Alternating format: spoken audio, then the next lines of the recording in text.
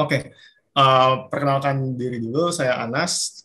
Background saya di sini sebagai researcher dari social psychology. Um, di sini saya ingin mempresentasikan sedikit tentang apa namanya dashboard pengelolaan atau pengawasan gudang PMI gitu ya. Nah, um, mungkin sebelum itu apa bagaimana sih kenapa sih saya apa problem yang saya lihat gitu dari apa namanya dari isu ini dan bagaimana saya sampai konklusi kita harus membuat sebuah dashboard untuk memonitor uh, gudang-gudang PMI. Jadi melalui apa namanya pencarian literatur gitu ya, saya menemukan bahwa umumnya humanitarian logistics gitu ya, apa logistik kebencanaan atau kemanusiaan itu memiliki isu-isu yang seragam, yaitu adanya donasi yang banyak sekali, bisa apa sangat cepat bergulir per jam, tapi mungkin itu tidak sesuai juga dengan apa yang dibutuhkan di lokasi bencana atau lokasi tempat adanya pos-pos distribusi. Lalu juga butuh butuh taktis gitu ya. Donasi cepat bergulir, bencana juga perlu ditanggapi dengan sangat cepat dan butuh intelligence yang cepat dan tepat guna. Lalu spesifik tentang logistik di PMI itu sendiri, melihat manual yang dimiliki oleh PMI, saya merasa bahwa yang dari dataset yang dimiliki, yang pihak yang paling bisa dibantu itu ada dua, yaitu pengelola logistik markas pusat dan pengelola gudang. Di sini saya mengambil pengelola logistik markas pusat sebagai user utamanya, terlebih karena ada apa namanya, ada karena pengelola logistik markas pusat memiliki wewenang untuk melakukan overview dan sampai ke pengadaan barang gitu. Jadi misalnya kalau apa namanya, saya berpikir bahwa mungkin uh, dengan wewenang itu lebih urgent lagi dibutuhkan untuk bisa melihat kondisi keseluruhan dari gudang-gudang PMI. Nah, dari needs atau user problems yang tadi sudah saya kemukakan, ada tiga permasalahan yang spesifik ingin dijawab oleh warehouse monitoring dashboard yang saya coba buat. Yang pertama adalah bagaimana sih menentukan lokasi prioritas untuk distribusi barang. Lalu yang kedua itu bagaimana nanti prioritas untuk pengadaan atau penyaluran barang-barang jenis tertentu gitu. Lalu yang ketiga itu tentu dibutuhkan pelaporan yang transparan dan data yang reliable ketika mengelola gudang, dan melalui eksplorasi data juga ditemukan bahwa ada beberapa kali nih data-data yang sepertinya ada yang missing atau hal seperti itu yang harus ditanggulangi oleh rekan-rekan dari PMI. Jadi bagaimana kita bisa mengurangi error di dalam data pelaporan. Nah, jadi dari problem ini, solusi yang saya coba buat itu adalah dashboard yang seperti ini. Nanti kita akan mendemokan keseluruhan, cuman saya akan jelaskan sedikit dulu. Jadi ketika user masuk, itu akan melihat pertama adalah timeline dari apa namanya nih, dari stok barang. Stok barang ini bisa diganti ya.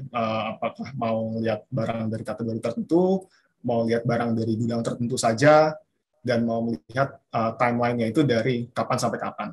Dan bisa ditoggle juga untuk pengen lihatnya berat total tonnya berapa, atau misalnya pengen lihat nilainya berapa. Jadi di sini bisa melihat stok totalnya itu yang di grafik biru, sedangkan yang merah ini melihat per hari perubahannya seberapa sih.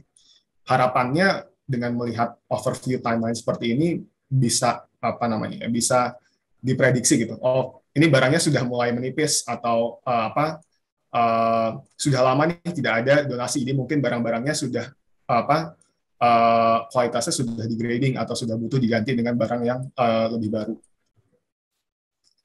Lalu yang kedua itu adalah ada beberapa panel sebenarnya, ini ada tiga di sini, panel status COVID-19 per provinsi, status gudang, dan status barang per kategori. Jadi status COVID ini mungkin karena konteksnya ketika saya membuat itu lebih ke penanganan COVID-19 gitu ya. Cuman mungkin kalau bencana sudah beda, tapi perlu diubah. Ini untuk melihat memprediksi kira-kira akan ada demand seperti apa ya. Jadi misalnya ketika kita melihat adanya spike di kasus COVID yang aktif, rekan-rekan di PMI bisa melihat kayak, oh biasanya kalau lagi spike kayak gini, sangat dibutuhkan misalnya peralatan penunjang medis atau misalnya APD dan hal-hal seperti itu. Jadi ini untuk informasi cepat tentang kasus bencana yang sedang dimonitor. Lalu yang status gudang ini untuk melihat overview singkat gitu ya. Ini tiap gudang ini kondisinya seperti apa? Misalnya gudang darurat berapa itu dia stoknya udah tinggi banget, atau misalnya gudang regional tertentu dia stoknya ternyata lagi agak kosong gitu.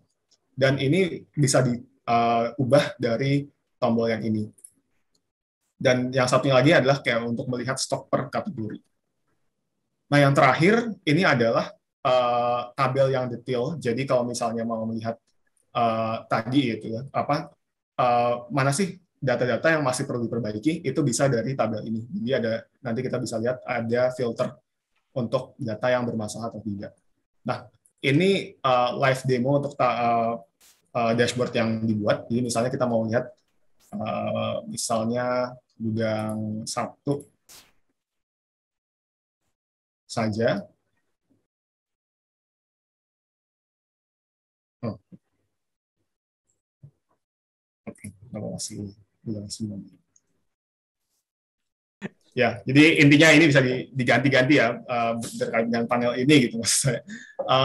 Lalu bisa diganti juga jadi panel ini nanti akan mengganti juga nih barang per kategorinya, sehingga ini dapat melihat secara cepat gitu. Oke, kategori barang ini di bidang satu, oh ternyata sedikit. Lalu untuk yang tabel pengiriman seperti yang tadi bilang, ini bisa diganti misalnya bermasalah. Bermasalah itu misalnya kalau ada data yang kosong misalnya di berat, kan harusnya tidak mungkin barang tidak ada beratnya gitu. Jadi pasti dia harus dikoreksi. Kurang lebih seperti itu. Untuk pembuatannya sendiri itu saya melakukan data cleaning dari yang sudah ada, lalu saya melakukan data wrangling itu di Python, dan dashboardnya sendiri dibuat di Tableau.